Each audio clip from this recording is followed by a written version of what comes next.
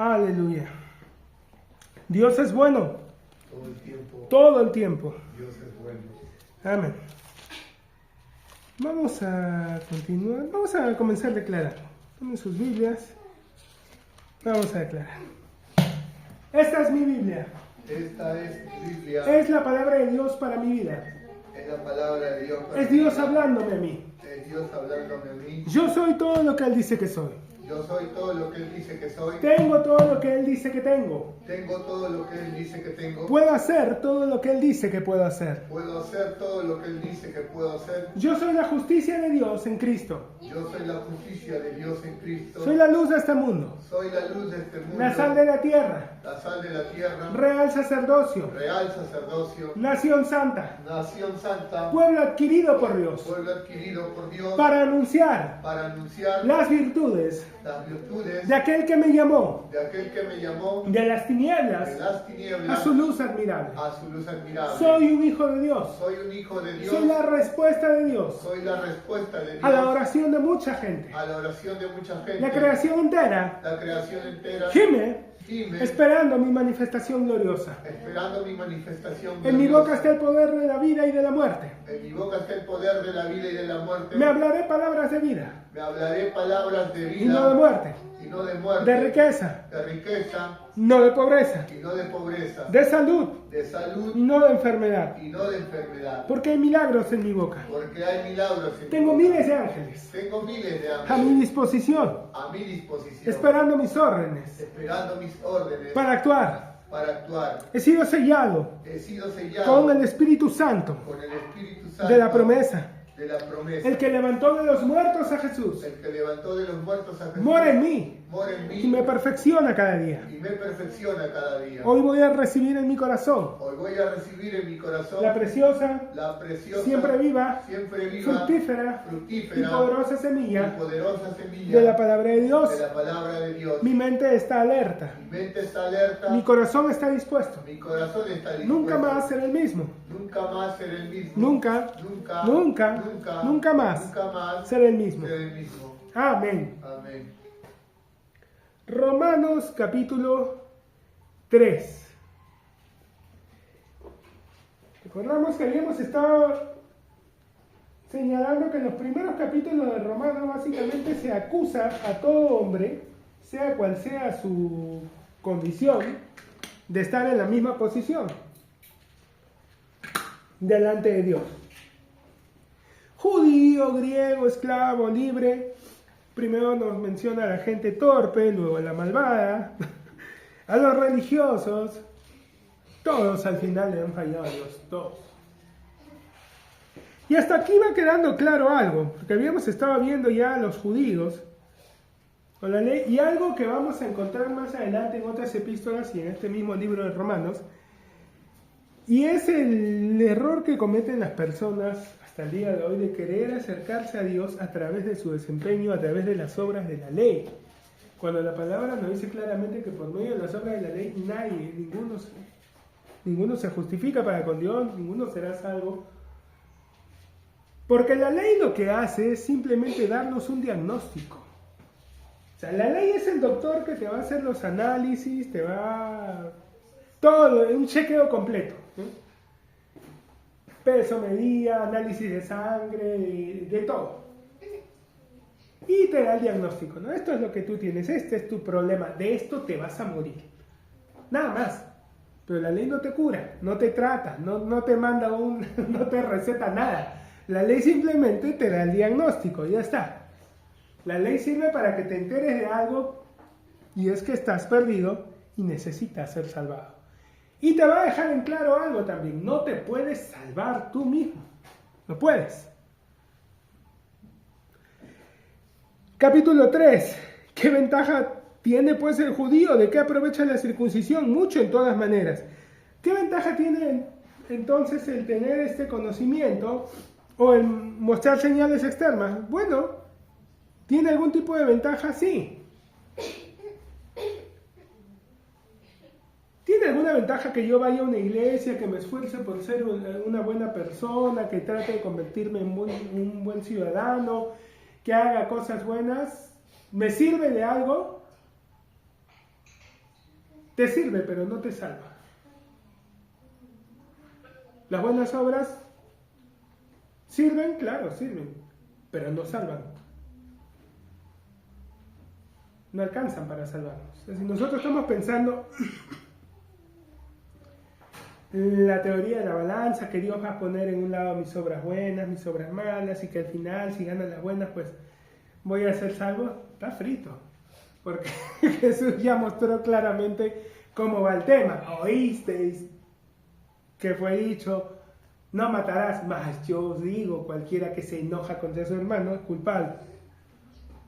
Ahora, él mencionó dos cosas. Habló de enojarse contra su hermano y después dijo, oísteis que fue dicho, no cometerás adulterio, mas yo os digo, cualquiera que mira a una mujer para codiciarla, ya adulteró con ella en su corazón. Y algunos entienden que ahí está hablando de lujuria o mirarla así con lascivia o algo. No, no dice nada de eso.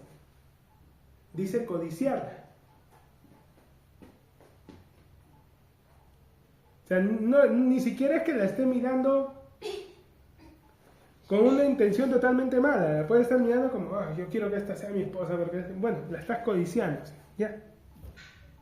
Ya adulteró con ella en su corazón. Ahora, señalábamos, ¿no? ¿Qué hombre no ha hecho esto alguna vez? Del 100%, el 99.9% lo ha hecho alguna ocasión. Y el otro 1% no tiene ojos, ¿no?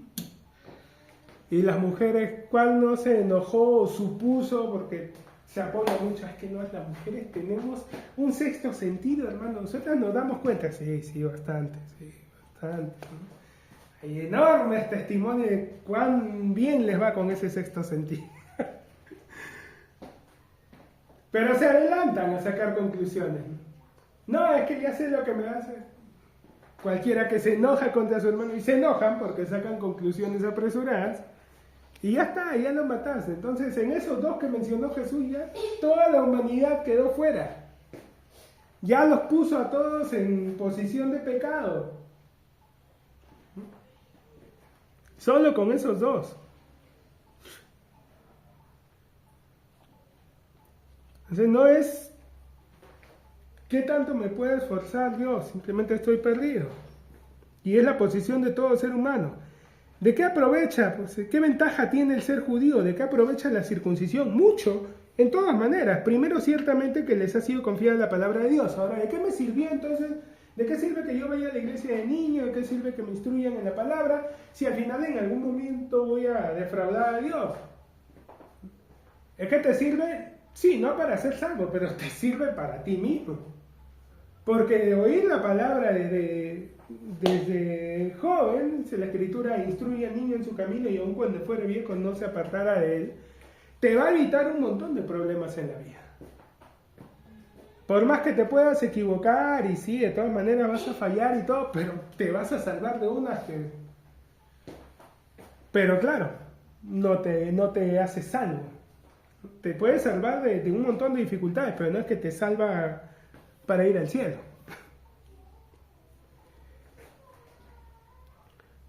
Ciertamente que les ha sido confiada la palabra, pues que si algunos de ellos han sido incrédulos, su incredulidad habrá hecho nula la fidelidad de Dios de ninguna manera. Antes bien, sea Dios veraz y todo hombre mentiroso, como está escrito.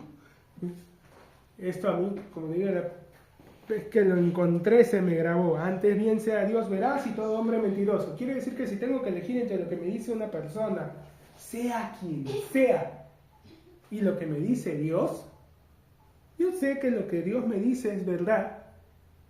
Y si lo que esta persona me dice, sea quien sea, no va acorde a lo que Dios me está diciendo, yo tengo que considerar a esta persona mentirosa y a Dios veraz. Entonces, si la palabra me dice, y sigo avanzando, dice, no hay justo ni aun uno, no hay quien entienda, no hay quien busque a Dios, y me va a salir alguien, no hermano, pero yo siempre busqué a Dios, yo iba a una iglesia, que iba con los testigos, que iba con los mormones, que iba con esto. Tú no buscabas a Dios. No, pero ¿cómo usted sabe? Tú no buscabas a Dios, porque yo, si tengo que creer lo que tú me dices, a lo que Dios me dice, le voy a creer a lo que Dios me dice. Pero yo sé, tú estás confundido. Tú estás totalmente confundido, tú ni siquiera sabes lo que querías, pero tú a Dios no buscabas. Tú buscabas algo, unirte a algo más grande, pertenecer a algo, buscabas sentirte parte de algo, pero a Dios no lo buscabas. Nadie busca a Dios. Algunos son más obvios en los que están buscando, ¿no? Cuando alguien está enfermo, ¿qué está buscando? Ser sanado. Cuando su vida está hecha un desmadre, ¿qué está buscando? Pues darle algún sentido. Pero cuando están en el suelo, pero hay otros que supuestamente les va bien e igual se acercan. Pero no están buscando a Dios. Todos buscan algo, no a alguien. Y en la búsqueda de ese algo, aparece alguien a darnos ese algo con la perspectiva de que nos fijemos en Él.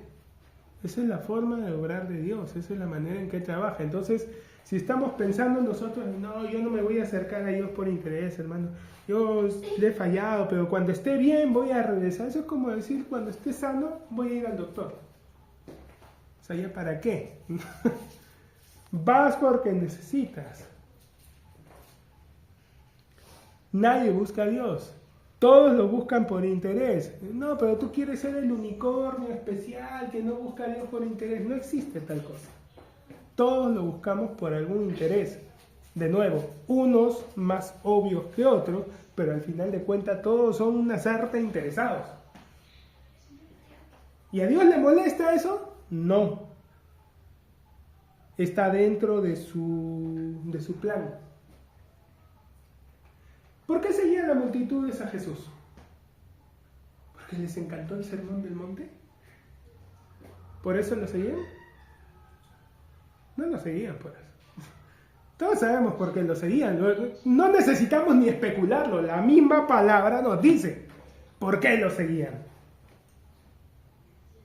Por los milagros.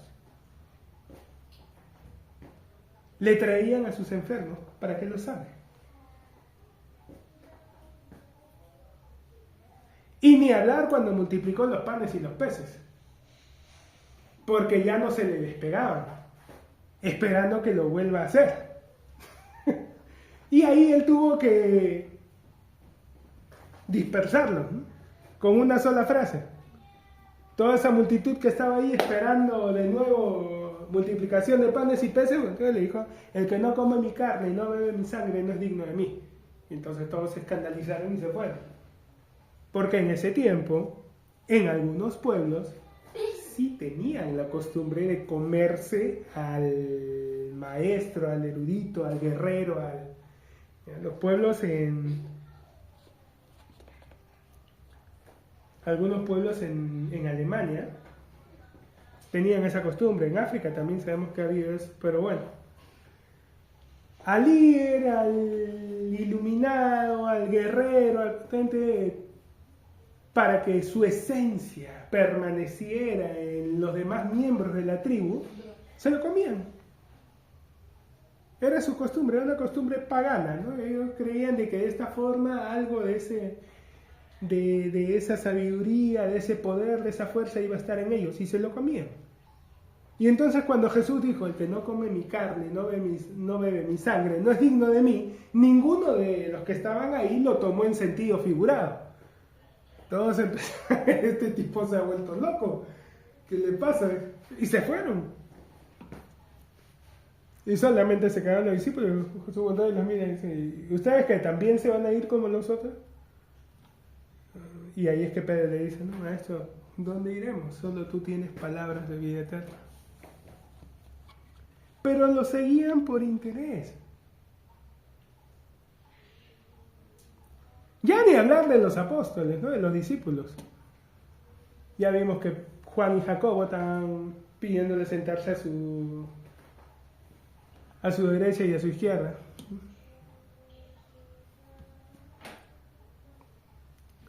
Nadie busca a Dios. Antes bien sea Dios veraz y todo hombre mentiroso. Eso es grave. Y cuando tengan que... ¿Cómo sé si me está mintiendo o no? Bueno, lo que dice. Va acorde a lo que Dios dice. Si no va acorde a lo que Dios dice y al contrario, se opone, es mentiroso. Es mentira. Como ya mencionamos alguna vez, Algo puede ser cierto, pero ser mentira al mismo tiempo. Cuando hablamos de verdad o mentira, estamos hablando en el plano espiritual de cosas que tienen valor. El mundo espiritual se rige por palabras. Y dentro de esas palabras hay verdades y hay mentiras. Para que sea verdad tiene que haber salido de Dios. ¿Ok? Para que tenga el valor, la categoría, para que sea una verdad, es algo que Dios dijo. Si se opone a esto que Dios dice, es mentira. Así sea cierto, es mentira. Puede ser cierto, pero no verdad. Parece un juego de palabras, pero es importante para que entendamos cómo se rige el mundo espiritual y lo que viene. De ninguna manera antes sea Dios veraz y todo hombre mentiroso, como está escrito, para que seas justificado en tus palabras y venzas cuando fueres juzgado. En otra parte dice, porque por tus palabras serás justificado y por tus palabras serás condenado. Ojo, no por tus obras, por tus palabras.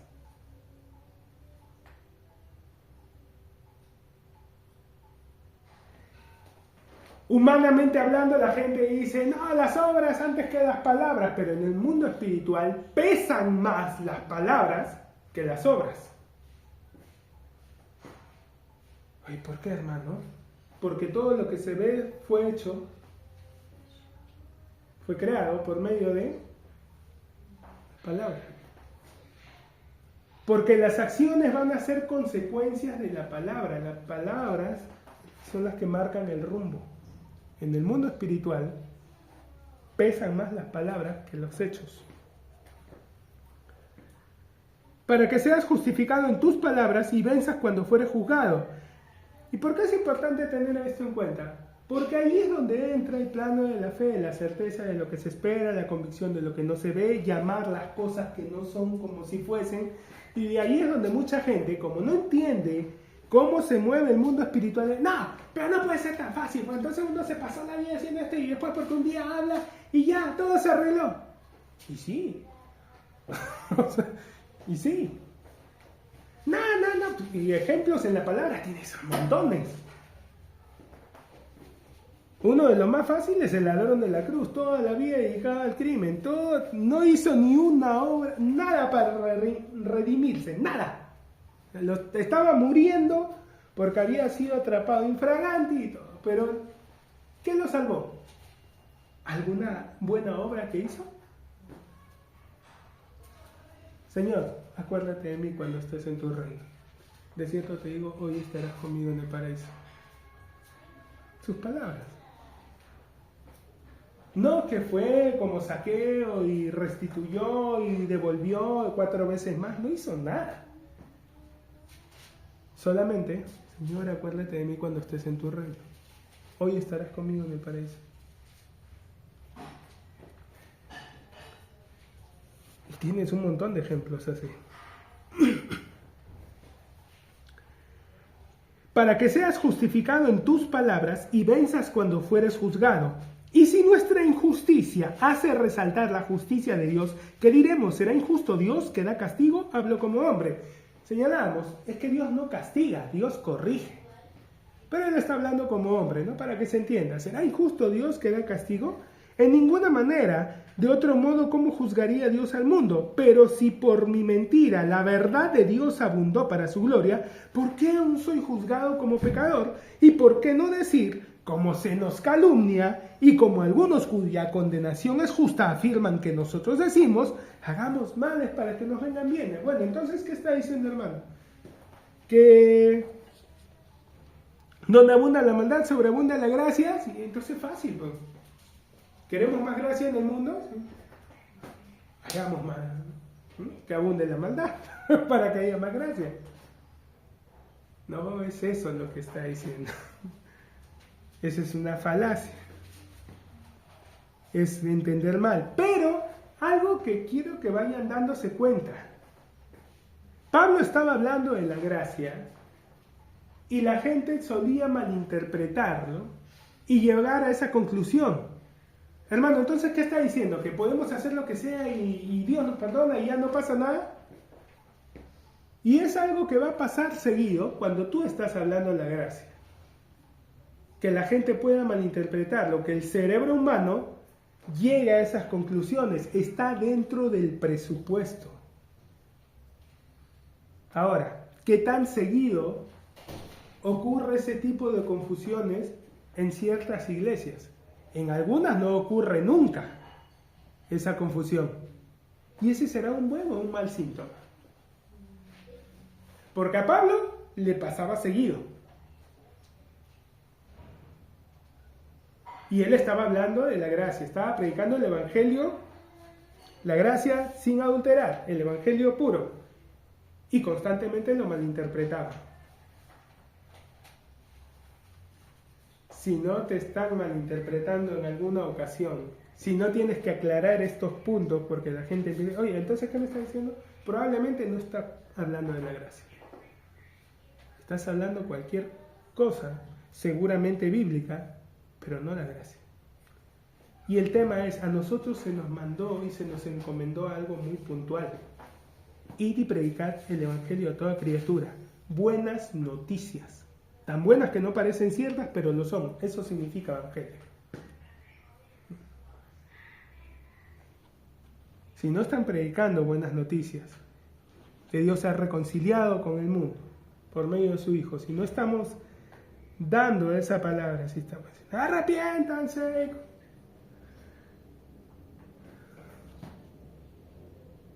No se nos ha mandado a convencer al mundo de pecado. Ese es el trabajo del Espíritu Santo, no nuestro. ¿Okay? A nosotros se nos encargó algo bien fácil. Buenas noticias. Ahora, Dios no ha cambiado su estrategia.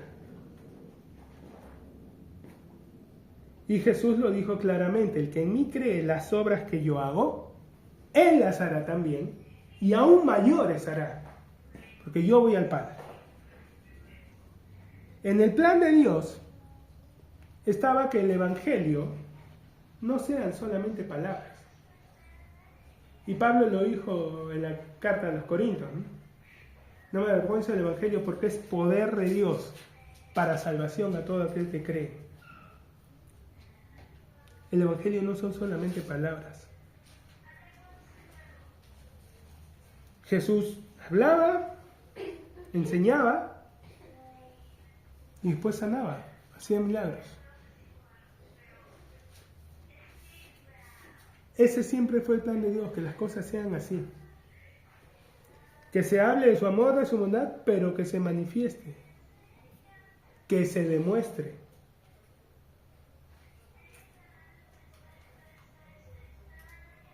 Para que esto ocurra, solamente una cosa era necesaria: fe. El que en mí cree las obras que yo hago, Él las hará también.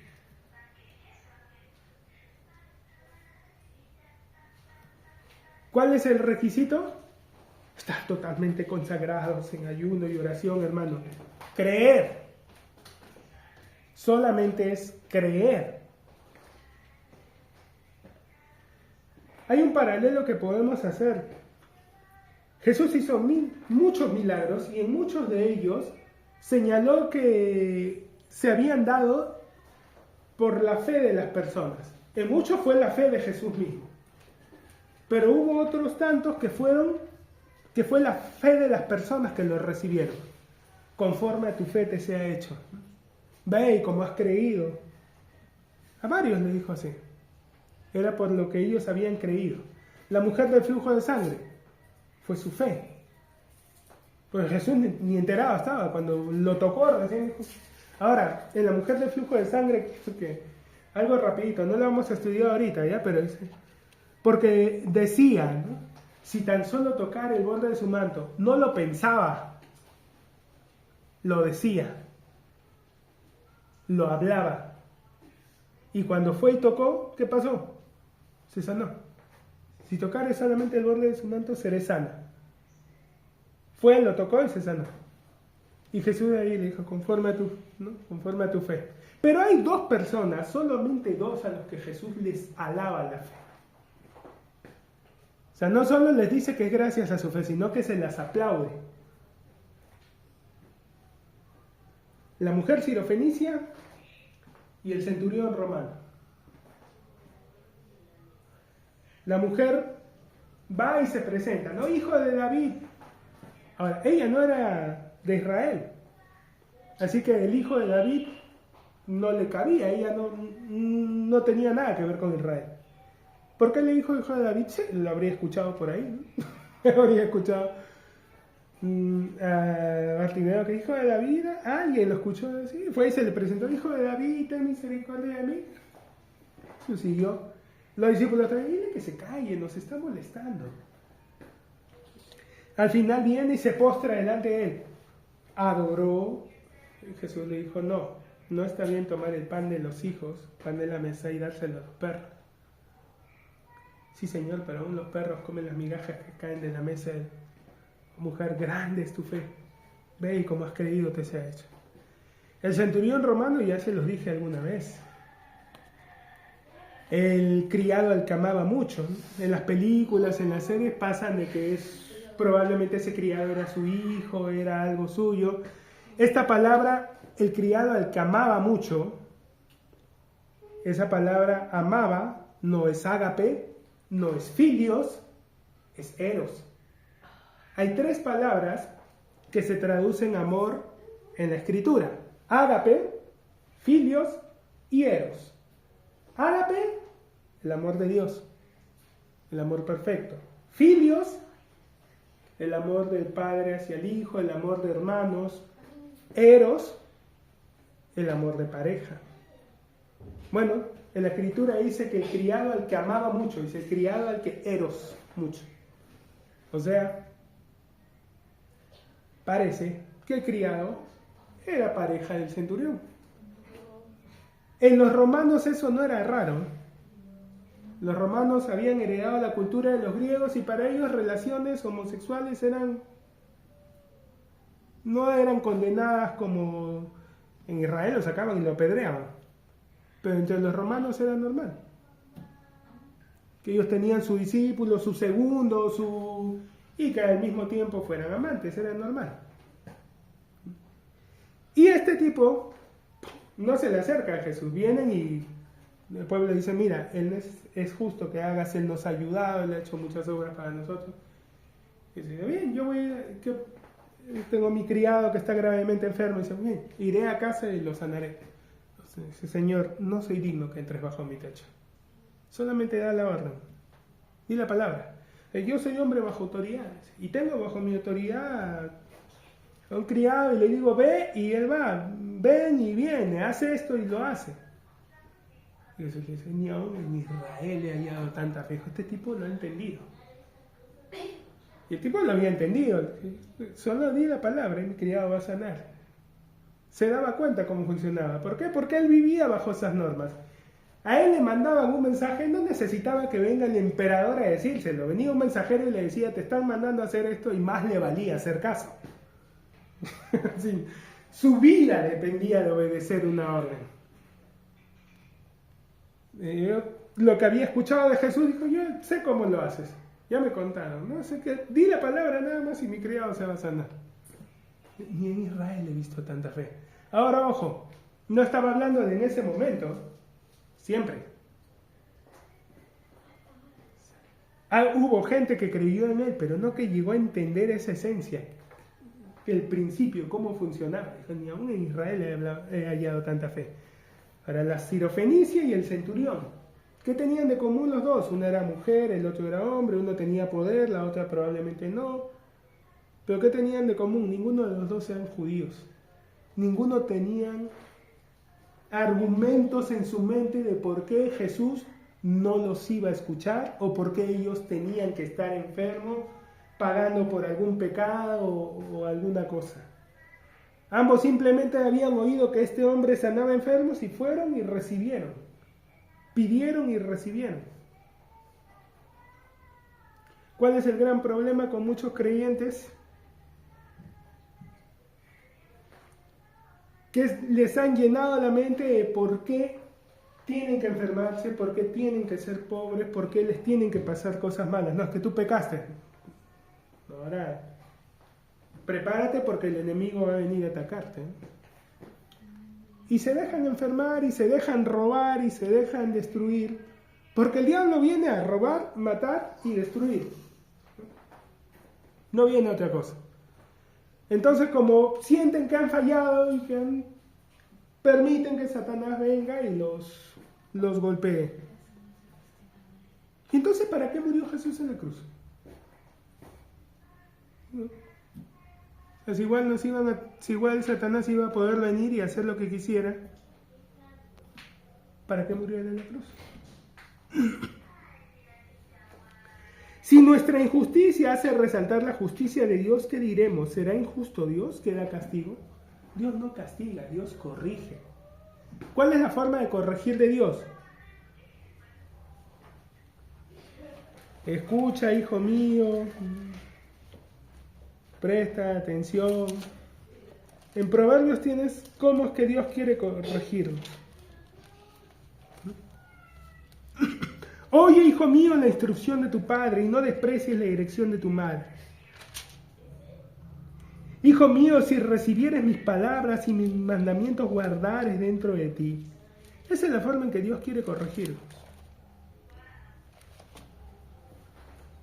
Instruyéndonos, hablándonos. Ahora, no faltan, si me he encontrado con un montón a lo largo de los años, personas que no, pues les gusta ponerse tercos y todo. Bueno, y hay una parte de la palabra donde también dice, no seáis, eso está en Salmos, ¿no? No seáis como el caballo o como el mulo que necesitan ser azotados para obedecer.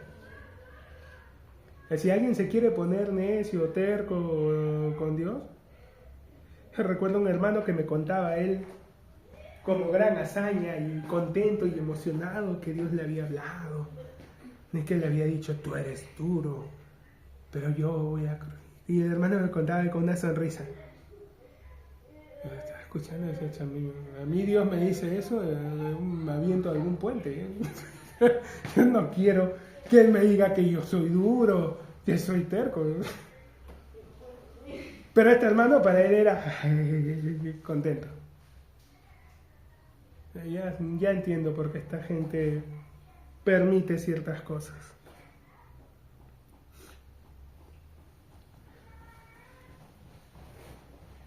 Como algunos cuya condenación es justa afirman que nosotros decimos hagamos males para que nos vengan bienes. ¿Qué pues? ¿Somos nosotros mejores que ellos? Y está diciendo que esta gente tenía una condenación justa, pero dice, soy mejor que esta gente que está condenada por mentir, por calumniarnos. ¿Soy mejor que mis calumniadores? En realidad no.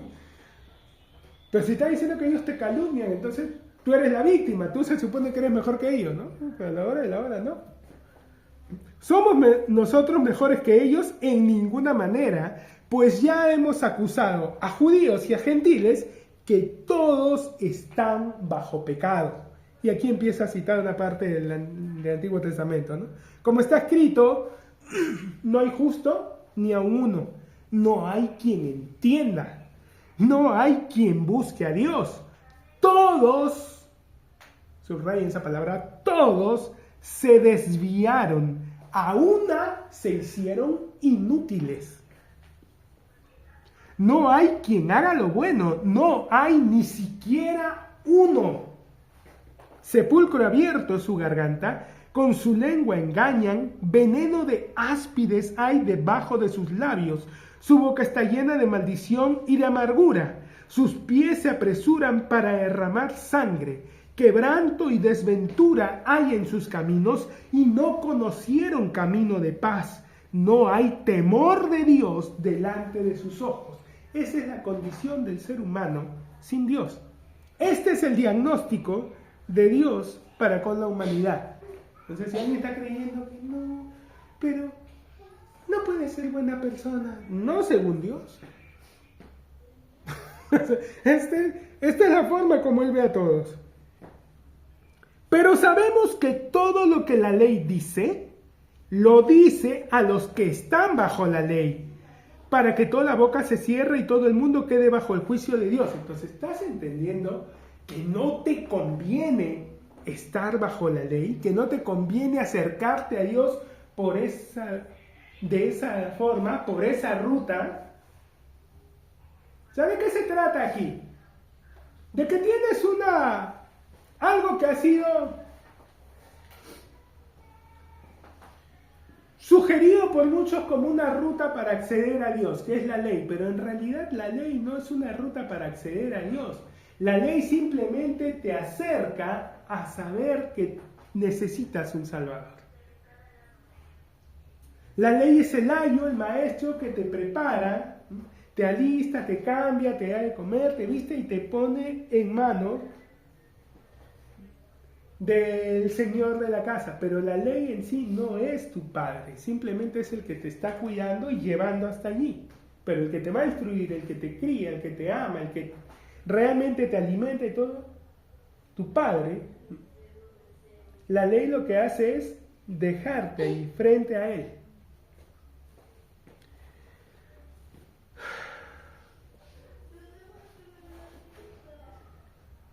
Pero sabemos que todo lo que la ley dice, lo dice a los que están bajo la ley, para que toda boca se cierre y todo el mundo quede bajo el juicio de Dios.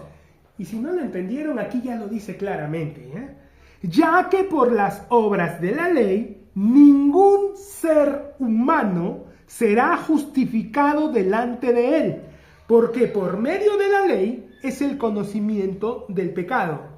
O sea, la ley te da el diagnóstico, pero no te sana, no te da la cura, solo te dice de qué te estás muriendo. De allí tú tienes que ir al médico que te va a sanar. Eso no hace la ley te alcanza a decir qué es lo que te está pasando, nada más, cuál es el problema, pero no te da la solución. Pero conjunción adversativa implica que lo que viene a continuación se opone, contradice o suplanta a lo que se ha estado hablando. Entonces nos ha estado diciendo que la ley no nos va a salvar y ahora nos dice, pero ahora, aparte de la ley, que ya sabemos para qué sirve y dónde nos deja, aparte de la ley, se ha manifestado la justicia de Dios, testificada por la ley y por los profetas. La justicia de Dios por medio de la fe en Jesucristo, para todos los que creen en Él, porque no hay diferencia. Por cuanto todos pecaron y están destituidos de la gloria de Dios, siendo justificados, esta palabra, gratuitamente, por su gracia, mediante la redención que es en Cristo Jesús. Señalábamos que muchas veces la palabra gratuitamente en esta época no nos gusta, porque nos solemos asociar gratuito con malo, con deficiente, con barato, con algo de baja calidad. Pues si te están regalando algo, bueno, no debe ser tan bueno, ¿no? O es poquito, pero nadie te regala hoy por hoy algo valioso, importante. Bueno, pero no es el caso de Dios. Dios no regala tonterías, Dios regala las cosas más importantes. Si nos ponemos a observar, no nos las ganamos, nos las regalan.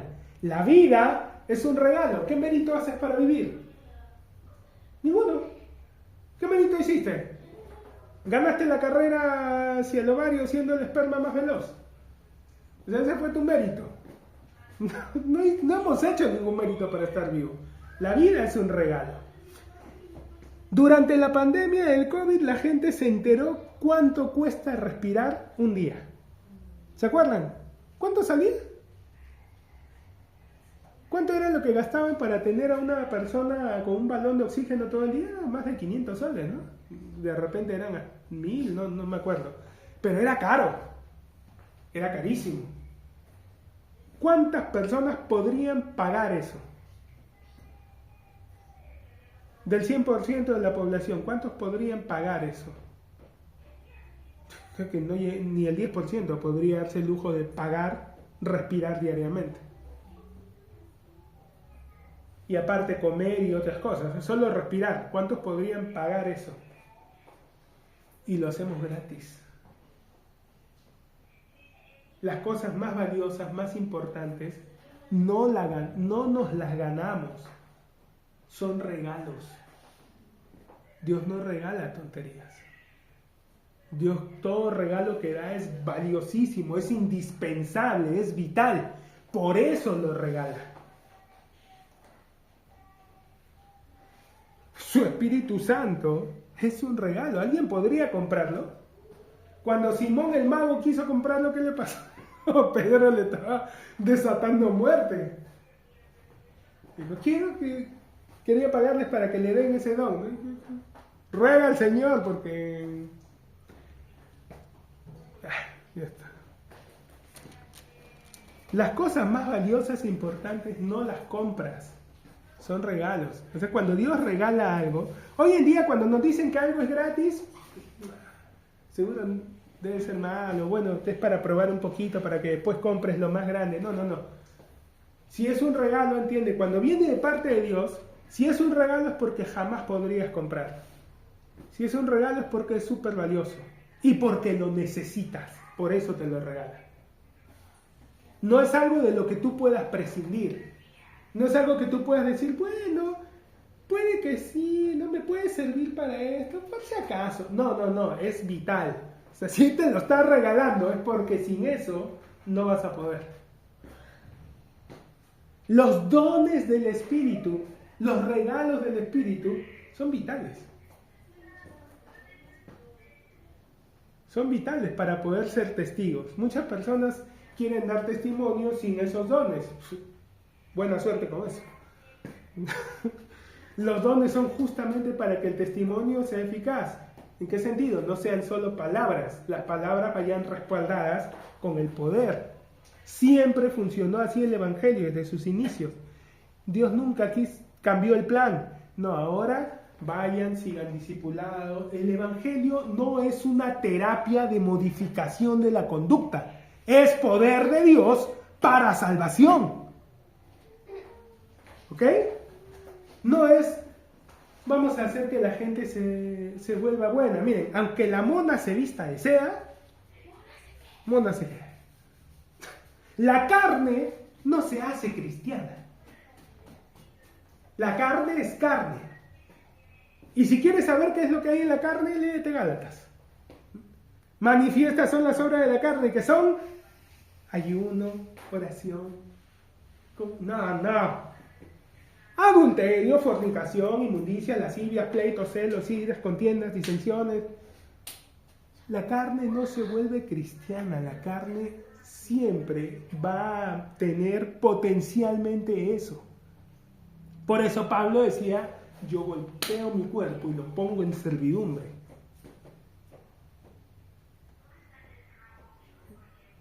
A la carne se le sujeta.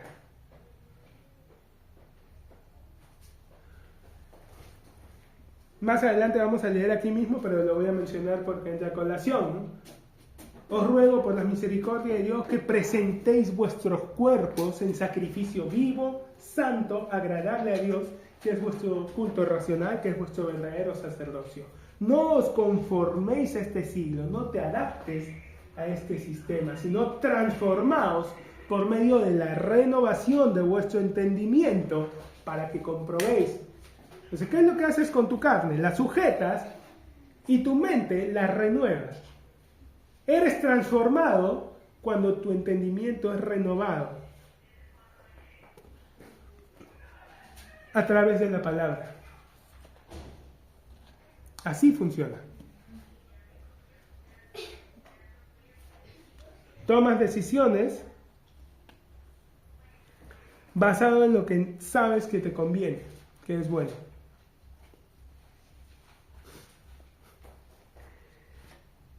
La justicia de Dios por medio de la fe en Jesucristo para todos los que creen en Él, porque no hay diferencia. Por cuanto todos pecaron y están destituidos de la gloria de Dios, siendo justificados gratuitamente por su gracia, mediante la redención que es en Cristo Jesús, a quien Dios puso como propiciación por medio de la fe en su gracia, por medio de la fe en su sangre, para manifestar su justicia a causa de haber pasado por alto en su paciencia los pecados pasados, a quien Dios puso como propiciación. Los griegos, los dioses griegos eran unos loquillos, ¿no? Los que saben un poquito de mitología entienden. Los dioses griegos eran muy diferentes a nuestro Padre Celestial, ¿no? Los dioses griegos eran egoístas, eran manipuladores, eran vengativos, intervenían directamente, tomaban partido. Entonces, los griegos, para apaciguar a algún dios que se había enojado con ellos, ofrecían sacrificios. Y estos sacrificios eran propiciación. ¿Qué quiere decir? Era un sacrificio para que el Dios no se enoje, para que se calme un poquito. Los judíos no ofrecían sacrificios de propiciación. Los judíos ofrecían un sacrificio de expiación. Los griegos no sabían lo que era la expiación. Pero en ambos casos era un sacrificio, un animal que moría sobre un altar, ¿no? por mano de un sacerdote, sí, pero la intención no era la misma. En el caso de los judíos, ellos sacrificaban a este animal y su sangre era presentada, ¿no?, como pago por los pecados del pueblo. Y esto porque Dios lo había ordenado para que el pueblo no muriese. ¿Entienden la diferencia? O sea, era Dios dándoles esa opción de que en lugar de morir ellos como pago por sus pecados, porque la paga del pecado es muerte, pudiesen reemplazar, ¿no?, con la vida de un animal inocente. Y es porque Dios los estaba preparando para lo que más adelante Él mismo iba a hacer, poniendo a su Hijo como sacrificio, el inocente por los culpables. Eso era una expiación. Pero los griegos no sabían de eso. O sea, sus dioses no los amaban y no les decían, mira, yo te voy a dar la oportunidad. No. Ellos lo que hacían era sobornar a sus dioses, en otras palabras. Y ellos lo que hacían, sí, era una propiciación. Entonces, ¿por qué esa palabra aparece aquí? De nuevo, porque ellos no sabían lo que era expiación. Entonces, cuando traducen, lo traducen usando esta palabra, propiciación. Pero en realidad, Él se ofreció no como propiciación, porque no es que estaba calmando un Dios airado. Él se ofreció como la expiación, como el cordero que era ofrecido siempre en la Pascua por los pecados del pueblo. A quien Dios puso como expiación por medio de la fe en su sangre para manifestar su justicia a causa de haber pasado por alto en su paciencia los pecados pasados, con la mira de manifestar en este tiempo su justicia, a fin de que Él sea el justo y el que justifica al que es de la fe en Jesús. ¿Dónde pues está la jactancia? Queda excluida. ¿Por cuál ley? ¿Por la de las obras? No, sino por la ley de la fe. Concluimos, pues, en conclusión, ¿no?, en resumen ya, de todo esto que he hablado, concluimos pues que el hombre es justificado por fe sin las obras de la ley. ¿Qué parte no les queda claro? ¿Qué parte no les ha quedado claro a tantas personas que siguen de tercos hasta el día de hoy queriendo, que nosotros tenemos que cumplir la ley, hermano? Si vas por ese camino,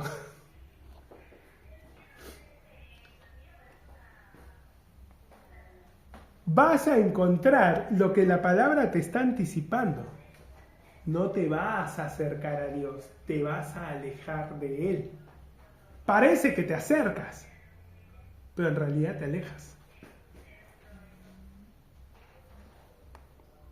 Por eso que todos han conocido alguna vez personas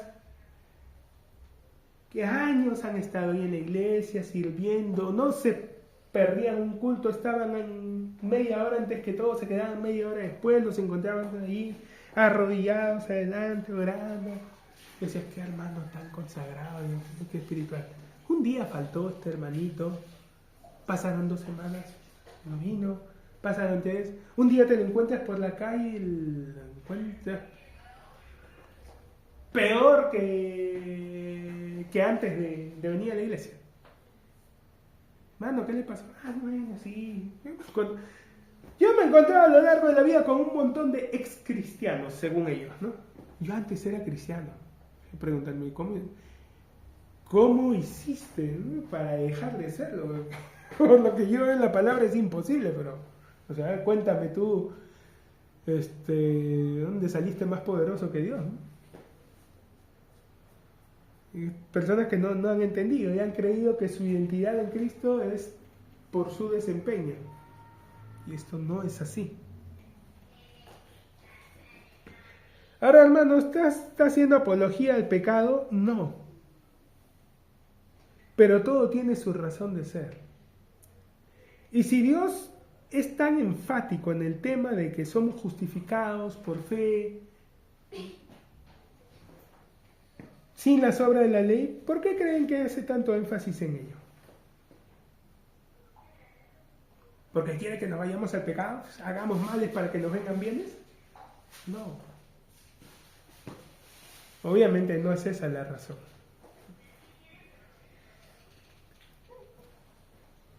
Más adelante va a ser más enfático,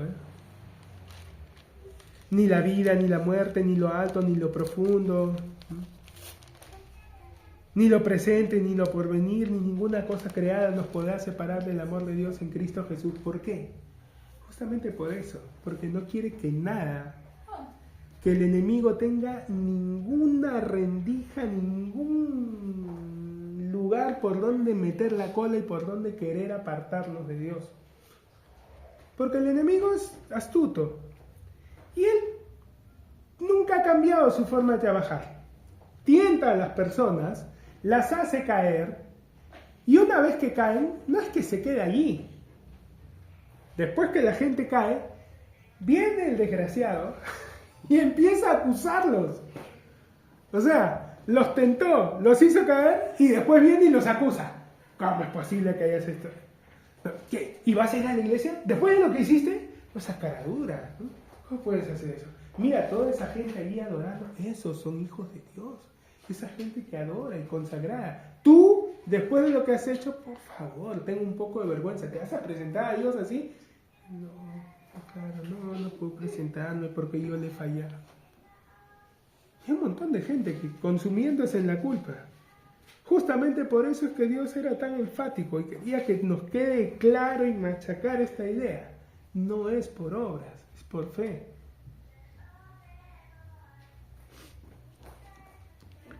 Sigue diciendo, ¿no? ¿Dónde pues está la jactancia? Con la mira de manifestar en este tiempo su justicia, a fin de que Él sea el justo y el que justifica al que es de la fe de Jesús. ¿Dónde pues está la jactancia? Queda excluida. ¿Por cuál ley? ¿Por la de las obras? No, sino por la ley de la fe. Concluimos pues que el hombre es justificado por la fe sin las obras de la ley. ¿Es Dios solamente Dios de los judíos? ¿No es también Dios de los gentiles? Ciertamente también de los gentiles, porque Dios es uno, y Él juzgará por la fe a los de la circuncisión y por medio de la fe a los de la incircuncisión. Luego por la fe invalidamos la promesa, luego por la fe invalidamos la ley en ninguna manera, sino que confirmamos la ley. Jesús dijo algo, dijo que Él no vino a abolir la ley, sino a cumplirla. Ve, hermano, ve, Jesús dijo que no vino a abolir la ley, a cumplirla. Entonces nosotros tenemos que cumplirla también, hermano, porque Él la cumplió. ¿Y qué más dice la palabra después adelante? Dice que estamos en Cristo Jesús. Entonces, entiende, Él cumplió la ley. ¿Ok? El edificio tiene un fundamento, tiene unos cimientos, tiene una armazón, una arquitectura principal, ¿no? Que es Jesucristo. Sobre Él edificamos nosotros. Pero el fundamento ya lo puso Él. Entonces nosotros construimos sobre la base que Él nos dio. Nosotros no vamos a cumplir la ley. Nosotros ya la cumplimos. ¿Se entiende? Ya la cumplimos. ¿Por qué? Porque estamos en Él y Él la cumplió. Por eso que Él dijo, yo no he venido a abolir la ley, yo vine a cumplirla. Bueno, ya la cumplió. Como nosotros somos una continuación de Él, Él es la cabeza y nosotros somos el cuerpo, nosotros estamos en la postura de alguien que ya cumplió la ley. Ahora, ¿qué decía la ley? Porque la ley es un todo, ojo. Y este es el tema que muchos hermanos no terminan tampoco de comprender. Quiero cumplir los 10 mandamientos. Nosotros queremos cumplir. Es que, si, mira, para empezar, si tú quieres ir por medio de la ley, tienes que cumplirla toda. No la puedes elegir. Que no, esta parte sí. La ley moral la tenemos que cumplir, hermano. Pero la ley ritual ya no, porque... No. La ley es un todo. ¿Entiendes? Tú no puedes elegir qué parte te gusta, qué parte sí, qué parte no. La ley es un todo. Eran 613 mandamientos. Cumplías todos con una cláusula. Podías cumplir todos a la perfección durante toda tu vida. El día que fallaras en uno, el más pequeño, te hacías merecedor al castigo por todo. No podías elegir, ya quiero cumplir esto, pero esta parte no, porque yo no quiero matar animalitos. Es que si quieres cumplir la ley, vas a tener que ir por toda. No puedes elegir la parte que te gusta, la parte que tú creas. Es todo o nada. Así es la ley. ¿Ok? Así funciona. Entonces, nosotros estamos en Cristo Jesús. Él ya cumplió la ley. La ley tenía la cláusula, Deuteronomio 28, lees los primeros 14 versículos, las consecuencias de la obediencia, ¿no? Bendito tú en la ciudad, bendito en el campo, bendito el fruto de tu mano, el fruto de tu vientre, el fruto de tu bestia. Tus enemigos saldrán por un camino y por 7 caminos subirán. Hasta el versículo 14. Te iba a ir bien en todo. Todo te iba a funcionar. A partir del versículo 15. Acontecerá que si no hieres la voz de Jehová tu Dios, maldito tú en la ciudad, maldito en el campo, maldito el fruto de tu vientre, el fruto de tu bestia. Te desposarás con mujer, otro varón dormirá con ella.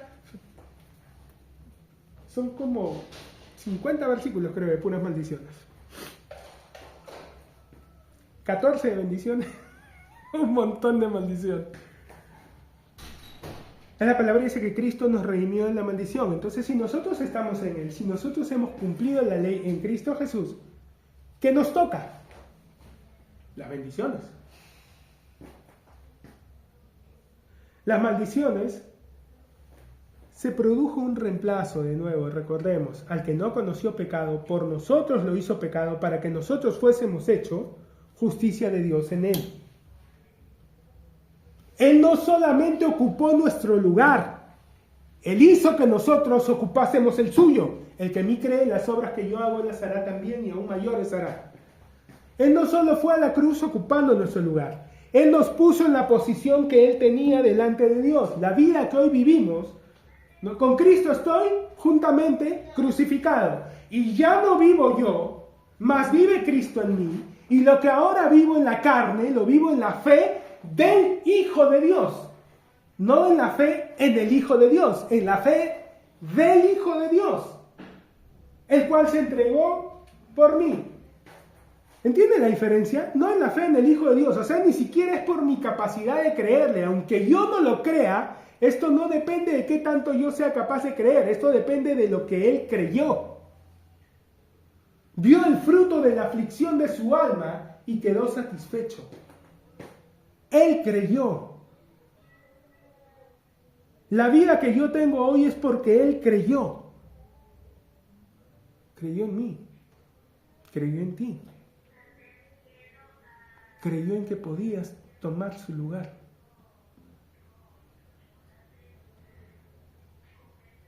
¿Entienden lo que está en juego? No es solamente algo que podamos soslayar, que podamos ignorar.